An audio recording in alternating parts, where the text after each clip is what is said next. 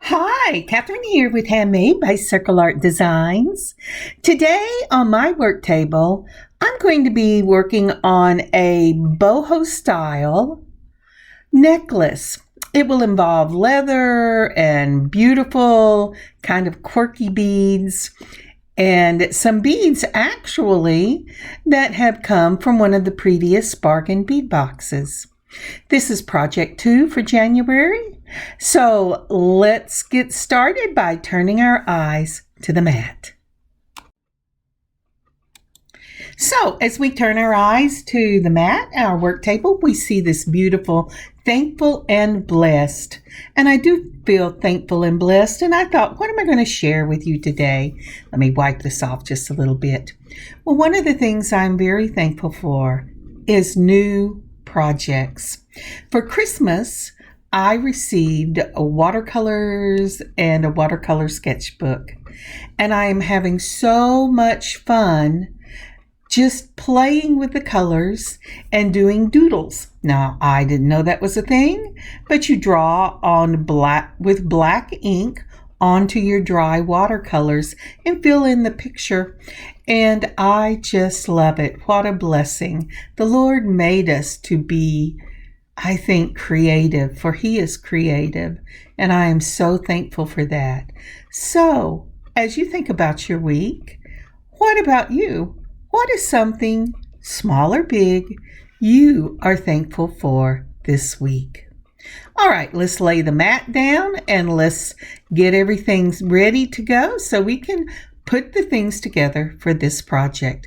Here, let's move this up a little bit. I still need to put the pen in. I can't guarantee my hands will always be where the pen tells me they need to be, but I give it a try. I tell you what, if you're looking for something that's just beautifully relaxing, there's lots of videos on YouTube and on TikTok that show you how to do just fun watercolor projects for the beginner. And I have really had fun doing that a little bit every day. Alrighty, it looks like it's up, and we're going to start out with this lovely Lampwork bead. Isn't that a gorgeous bead? It's a lovely green, and it's got some red in it and some gold, and I just love it. Next up are bead caps. Those are in silver, and they are what I have had in my own stash. In fact, both of these have come from my stash. The pieces here, those little daisy spacers, those are actually from a bargain bead box I had left over last year, but you can get daisy spacers on Amazon. So next up, we have some of the 4mm gold spacer balls. Sorry, my hand's shaking. It's not really shaking that much. And then I also have some of the little donuts right there. I'm just pulling out all the findings that I really like. Now, this is actually from the October bargain bead box. This is an 8mm rainbow Picasso Jasper round bead.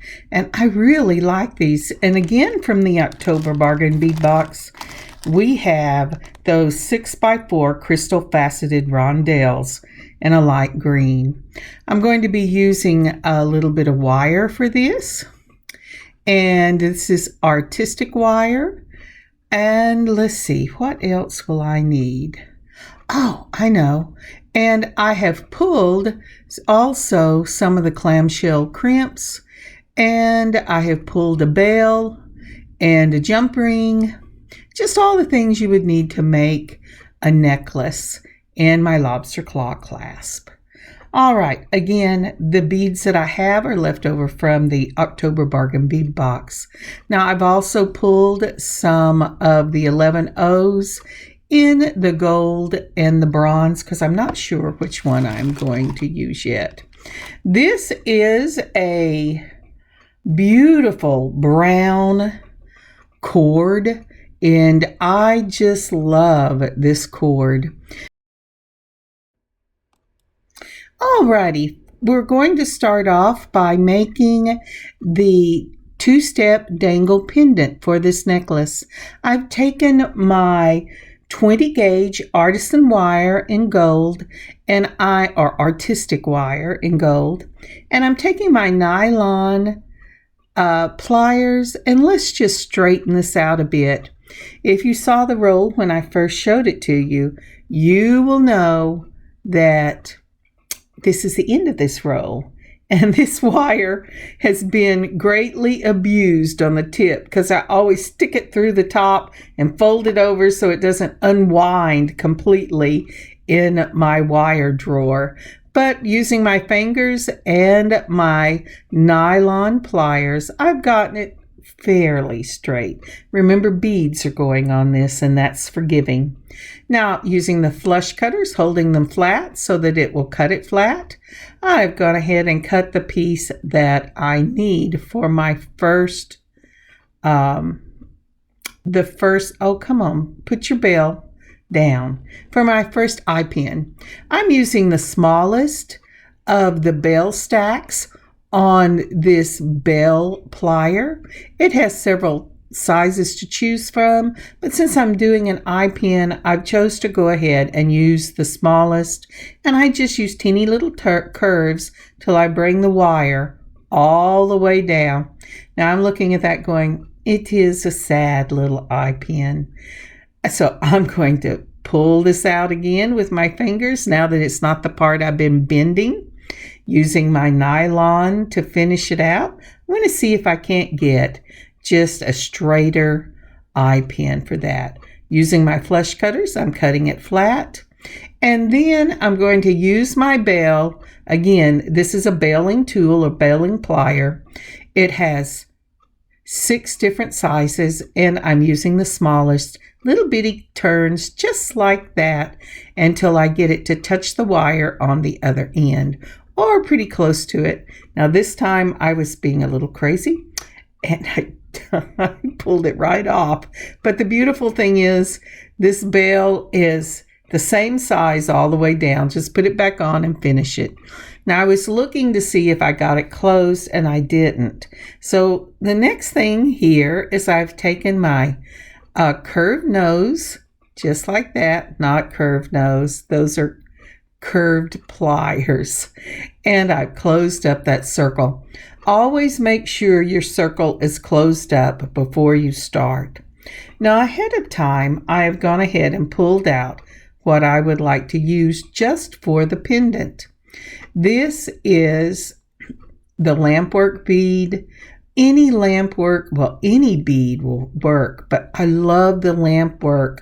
When you're using that Lampwork, I'm trying to decide which end I want up. It gives it just this really free boho feel to it, Bohemian feel to it, whatever you want to say. And I just love it. And I love wearing them. I love wearing them on beaded necklaces or whatever. Now, I looked in the little piece and I am pulling out a daisy spacer. I've got a 4mm spacer and a round bead cap. So first thing goes on is the 4mm gold spacer ball.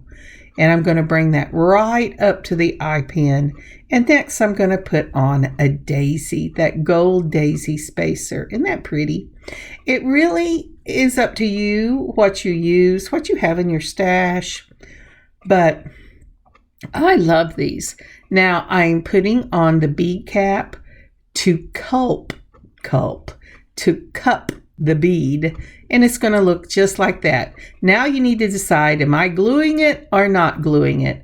If that bead cap is wiggle wobbling around the top of the bead, you might want to put a dab in the center of your bead cap and then push your bead into it. I like to use the Gorilla Glue that dries clear, but I like the way this is cupping it.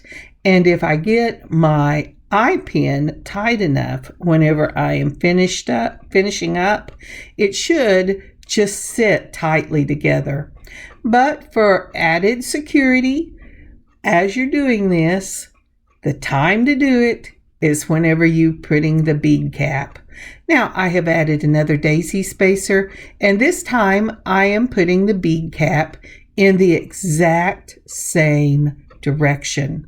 Normally when you're using bead caps, you would want to put one on one end and one on the other, but not for this Bohemian style of pendant.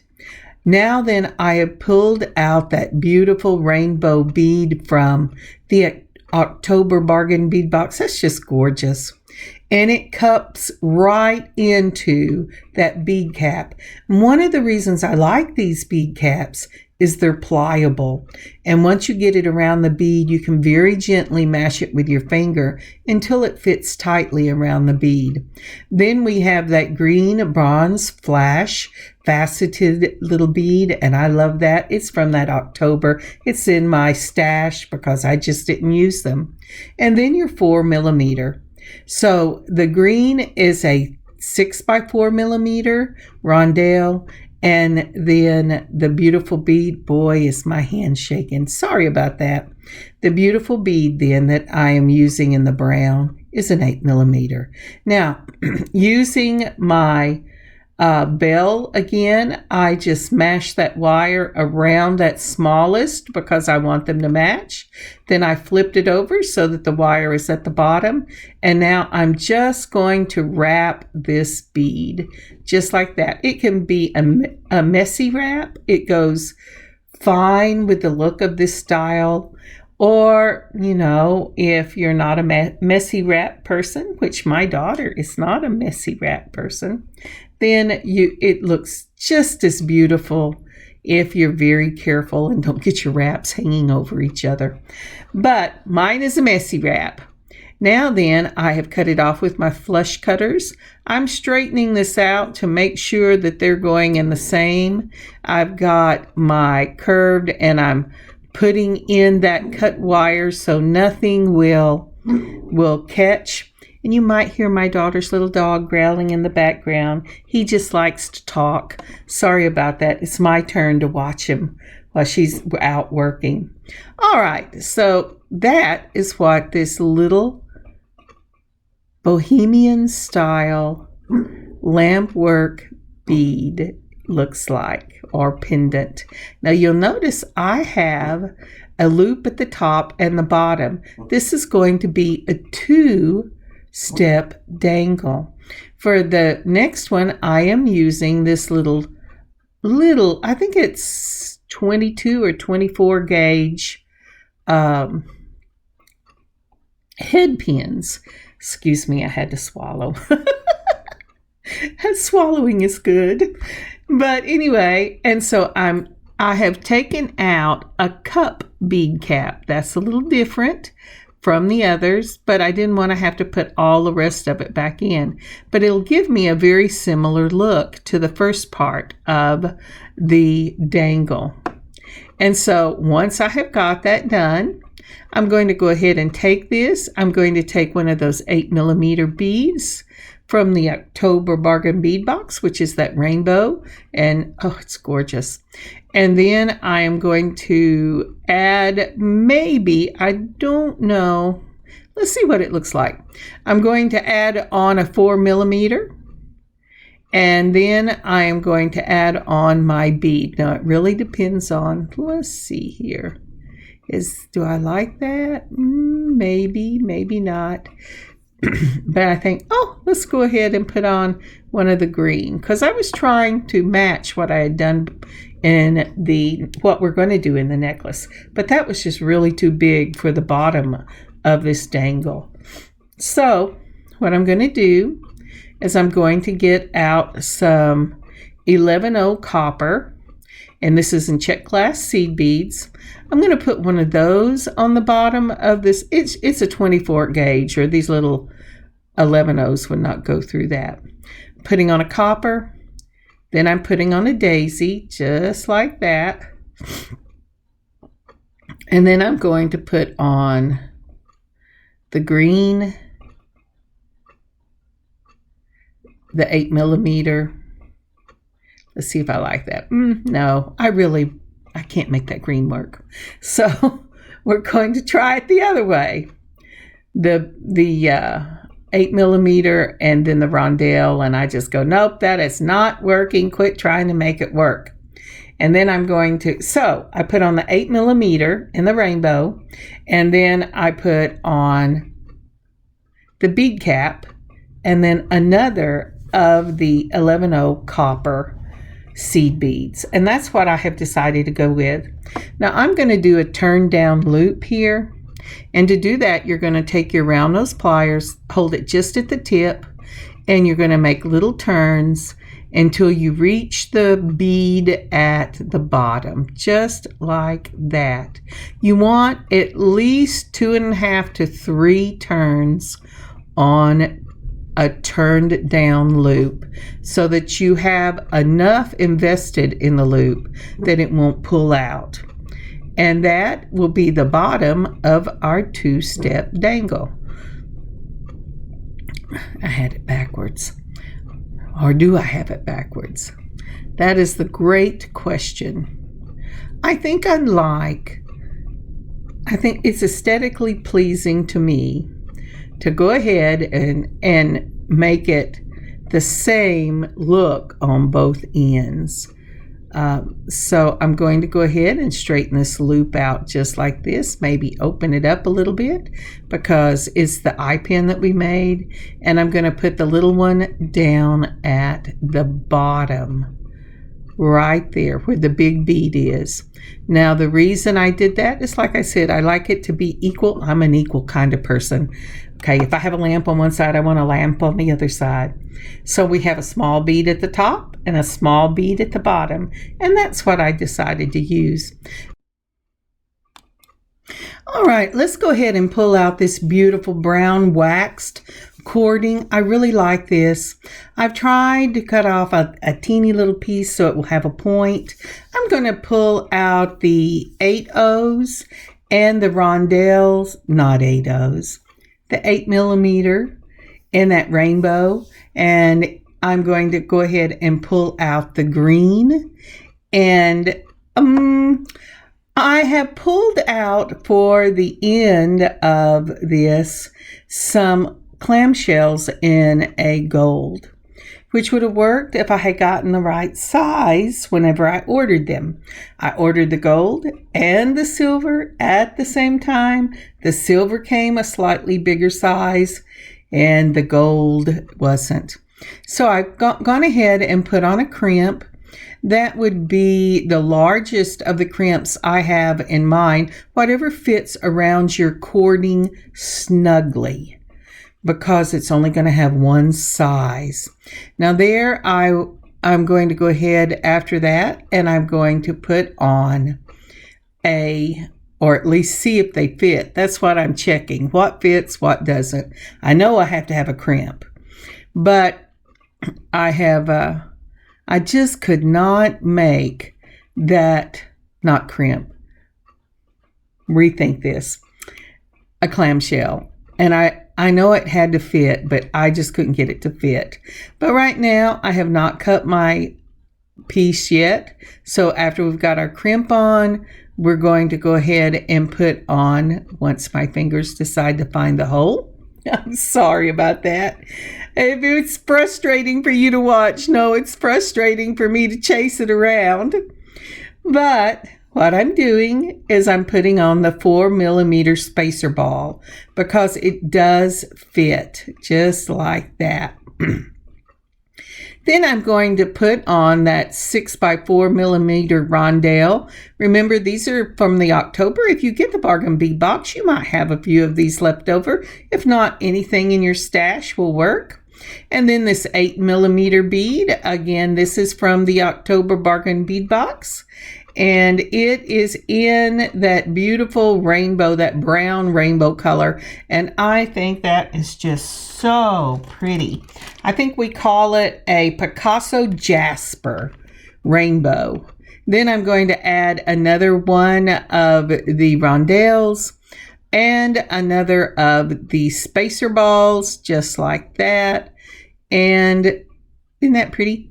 And I need to crimp the bottom. I need another crimp because remember, the necklace portion of this is called a corded illusion.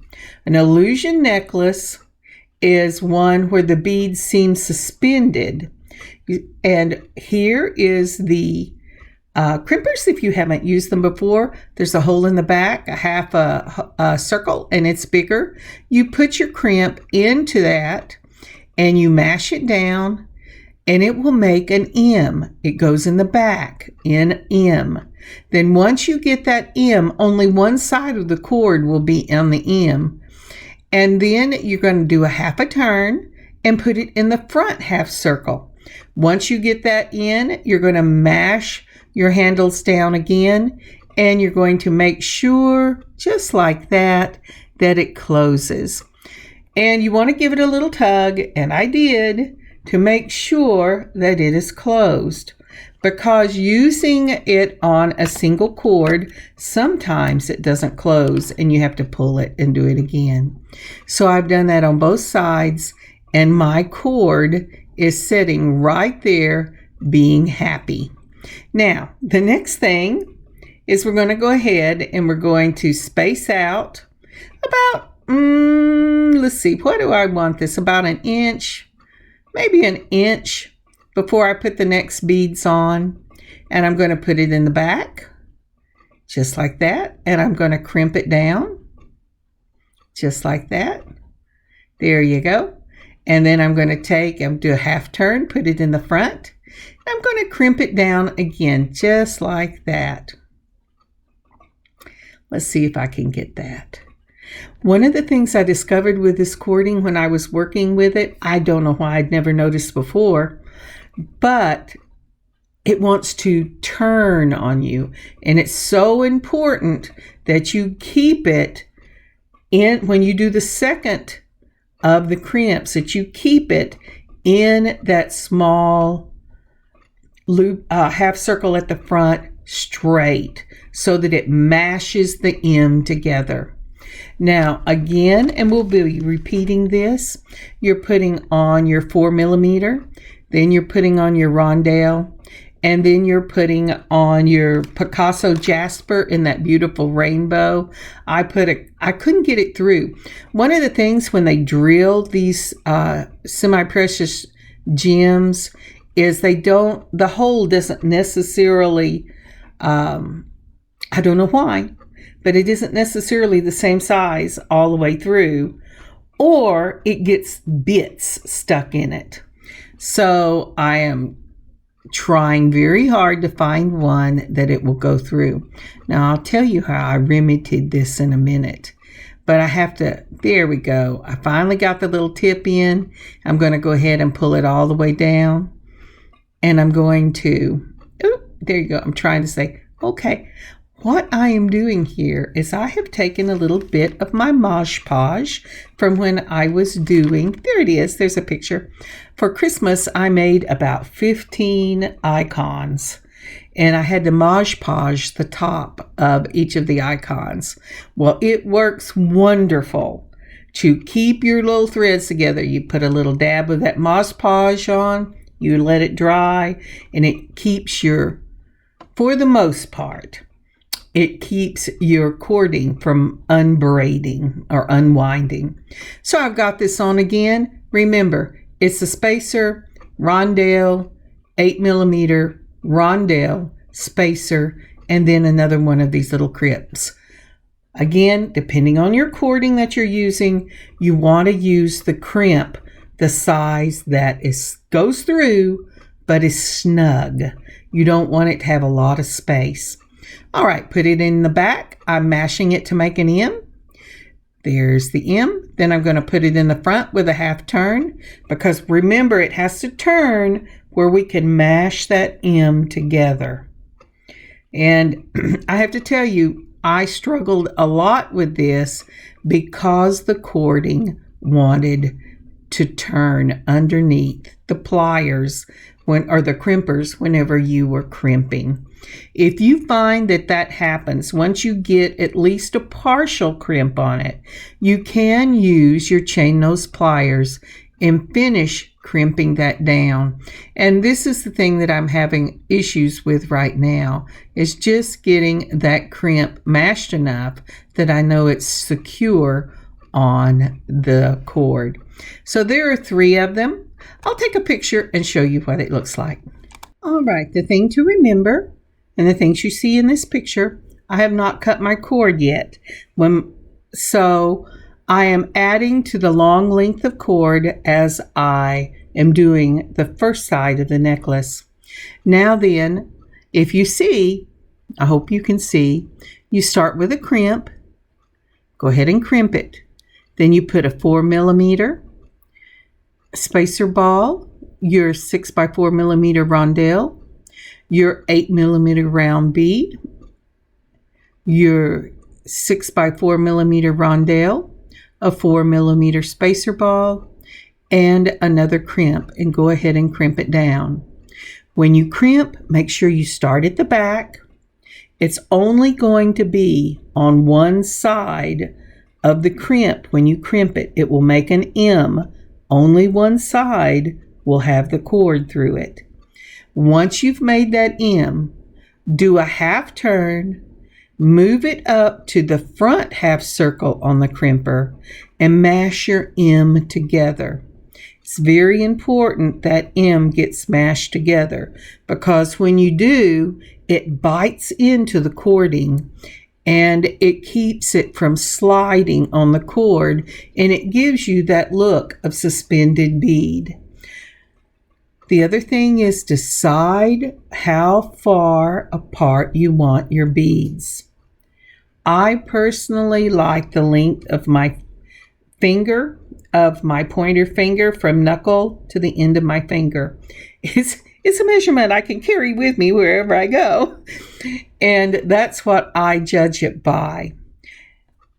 And once I have done that and got a rhythm going, then I have to be aware of how much I have done and how long I want this piece to be. So when I get it all measured out, I will meet you on the other side.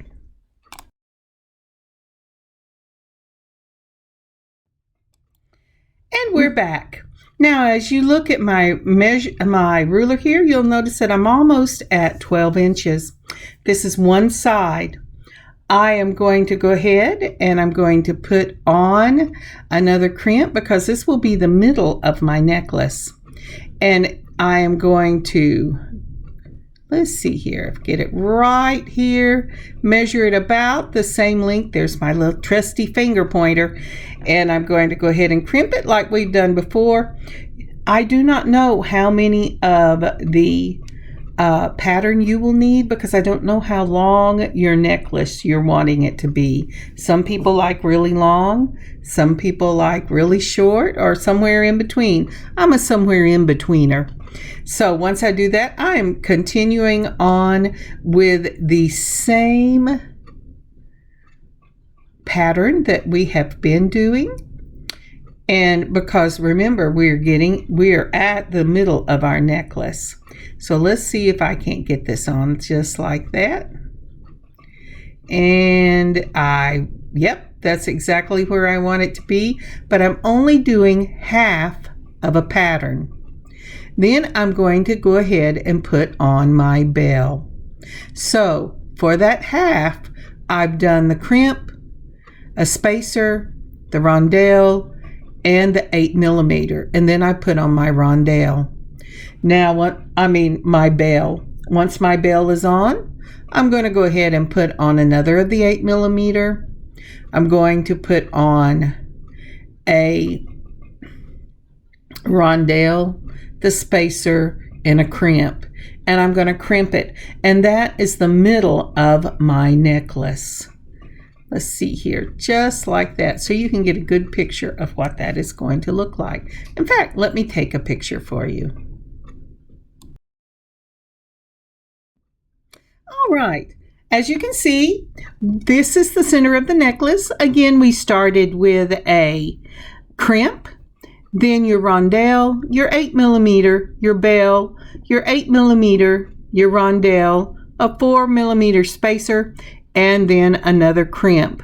And we will put that Bohemian style pendant right on this beautiful bell work here.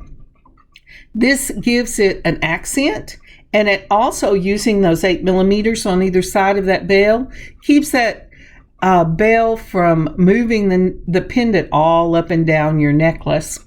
which is, if you don't mind that, then just put a completed piece on each side of the pattern. But I like mine to stay in place. It makes me crazy when it jumps it. So, I mean, I do make them that way, and I love them because of the delicacy, but I really want my bell to stay where I've put it. So that is the middle of your necklace. And then we're going to continue on by just building the necklace up, back up the leather.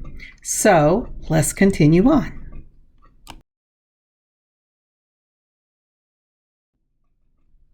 So as I go ahead and crimp this, there's a couple of things I need to say. When you are putting your center of your necklace together and you've got those two 8mm right by that 8mm bell, the holes are about the same, make sure that you don't get them too tight.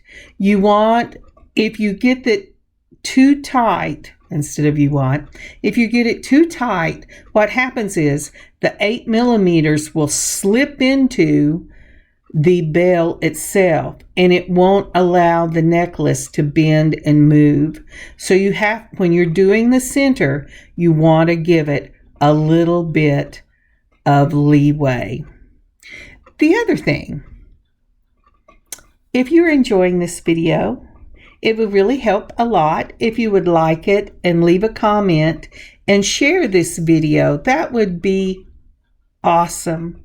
And if you haven't subscribed yet to this channel, would you please do so? I would really, really appreciate it. Thank you so much. So I have laid out my necklace here, and you might be wondering, well, how are you doing all of this and you have not cut your cord yet? Well, what I did was I said I wanted a 24-inch, so I went 24 inches and I add 6 inches to the back. I pulled it off of the reel, even though I didn't cut it. And the reason I did, in case I get to the end and I want to add, I'll know how much I need to add on both sides from the leftover. Maybe I won't need the whole 6 inches I added on one side. You know, I just don't know until I get it finished. So that's why I haven't cut it yet. But it works if you cut it. You know, maybe you're a more precise beader than I am. That is entirely possible. But as we do this, how I always do it, if I want my beads to line up, if I am just putting them on any which way and not really worried about the pattern, I don't bother measuring. I just eyeball it. But when I am doing one that I want the beads to lay across from each other, I put my necklace with one side completed and the center completed on my mat. And then I put my crimp, I move it all the way down until it lines up with the crimp on the other side. Then I put my pattern on, just like I'm doing, and remember, you can put a little more of that Mod Podge on if you've decided you've wiped it all off. But then and do let it dry, because if you don't, you're going to get Mod Podge all up and down your wire, your cord, and inside your beads. But I didn't say that either. But, you know, my brain sometimes has lapses. Okay. Especially whenever Leo barks when I'm talking. All right, so here I'm looking at it to make sure it's about the same. I've got my crimp on. I've already crimped the other side. So I'm going to head and crimp it just the way we have done before. I'm going to continue that until I have matched this side to the previous side. Lay it on a flat surface. Lay it on a flat surface. Make sure that the center is where you want it. Don't push it up real tight, because your center won't push up real tight, and you want it to make a nice curve. And then match your beads as you go up the other side to the space that you have on the first side. Again, here I'm making sure my crimp is in the right place, and then I'll hold it in place and crimp it. Now when I get finished, I will meet you on the other end. And we're back. Now I have added some to the back because I don't like beads hanging on the back of my neck, and I assume other people don't either. And I have nice long cords on the back here. I've matched each one of them. The first thing I'm going to do, putting these together, and I have to say I messed it up the first time, so you will see that I have to take it out and do it again. I'm going to take and look at about how much I want to hang around my neck. Then I'm going to go ahead, or around my customer's neck. Then I'm going to go ahead and put in a loop right here. Let's see if I can get that in. And that's my little knot right there. That's going to be my stopper knot. And I want these to be about the same, but what I ended up doing was moving my hand whenever I did the second one. So I will have to take it out and do it again. But the point being is you want, and if you'll look when I do that, look at how much room I missed the first time around. So I'm going to take the one that's longer, and I'm going to go ahead and take out that little knot, and I'm going to move it down so that they match.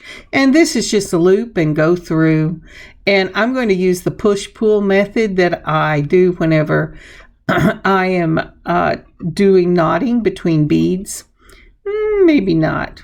Okay, I had the idea I was going to do the push-pull, but I do. I put my finger where I want it to be, and then I push the knot down, and that way I bring the knot to my finger as opposed to my finger to the place I think I want the knot. For me, it's more accurate. Alrighty, to finish off this piece, what we're going to do is take these silver. See how big the hole is right there? That definitely will put this cording in. And the little gold ones were like half that size. But we're going to go ahead and put our cording right through the, if I can get my fingers to agree to it, we're going to go ahead and put that cord, the little tip I've cut, right through the back of that clamshell. Now, one of the things that I will have to do is open this clamshell up a little bit wider. See, it goes right on. Oh, okay, and I brought it all the way down to the knot, just like that. And then for this piece, I'm going to take some of my round crimps as opposed, or the ball crimps, as opposed to those long ones that I have been using for this necklace. These are also they're a little bit bigger than the ones that I have used to float, because I want this, whatever I put in here, to be wider than the hole that's in the back of this clamshell. So there's a good picture of it. Back it up, stop it if you need to look at it. Now I am going to go ahead, let's see here, and try to get these crimps in. And I went, oh, I should have made this wider, Kathryn. You know to make it wider. Hey, be very careful whenever you're opening these clamshells to make it wider, because you can bust them. Now I'm putting it in the back, and I'm going to go ahead and mash it down in that back. You can also use chain nose pliers to do this, but my crimpers are out, so that's what I'm going to use. Then I turned it, I put it the other side. I'm going to make sure that this crimps really well. And I may end up having to take my chain nose pliers anyway, because it's really hard to work in that space. Give it a nice little tug, make sure that it's really, really close. And it is. I'm looking to make sure everything is there. Okay. Then for some reason, all I could find were my giant craft scissors. You know, I have lots on my desk, but I have lost them somewhere over the holidays. I'll have to find them in a minute. But anyway, I cut it. Then I'm using my chain nose pliers. And after I closed it with my fingers, I'm just making sure that this is nice and secure and closed. You're going to put a jump ring on that anyway that will help it to stay closed.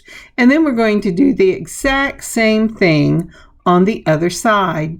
We've already made our knot, so we're going to open up our clamshell a little more, just like, out, it fell off, Kathryn.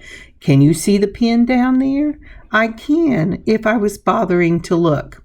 So that clamshell, the hole, what I was trying to show you was the hole was not completely all the way through. So I've taken another clamshell out. I'm going to go ahead and put my cording right through that clamshell. I'm going to bring it down to the knot. I'm going to go ahead and put my ball crimp, the round crimp as opposed to the tube. And it's saying, I don't really want to mess with you because you've now made the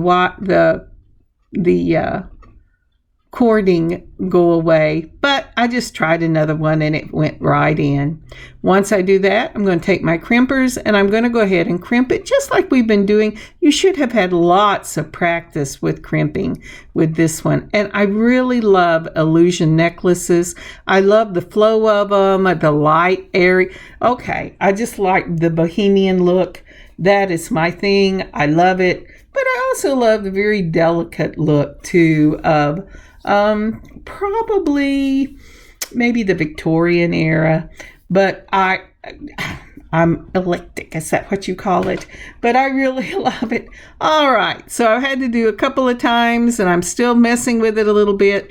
And that's because I cannot get the crimp to crimp the way I want it to. And boy, this is so important because since you're not tying a knot in the bottom and I'm not using glue on this one, I have to make sure that crimp is just in there securely. And that's what I'm doing. I know it looks like, can't you do this the first time? And yes, I could, but it's so important. And so there you go. I've made sure the crimp is closed. I'm cutting off, even though you can't see it because my hands are out of the way.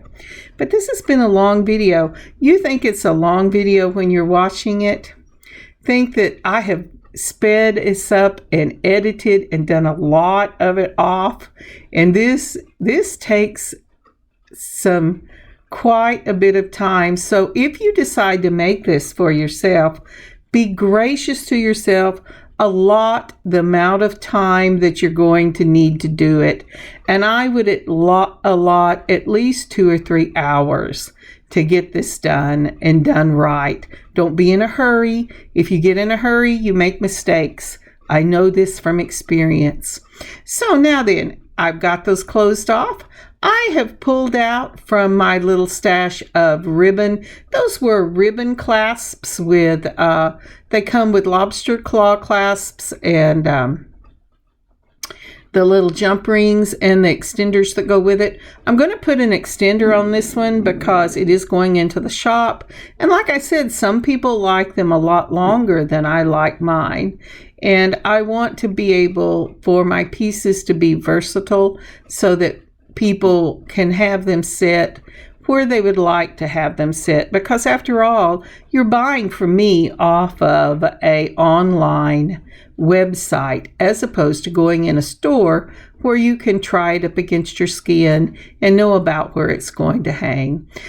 To open the jump ring, you put it between 2 chain nose pliers, you twist one side, and then you put your extender on, then holding it again between 2 jump rings, open, just twist one side, and make sure that there's no rough spot.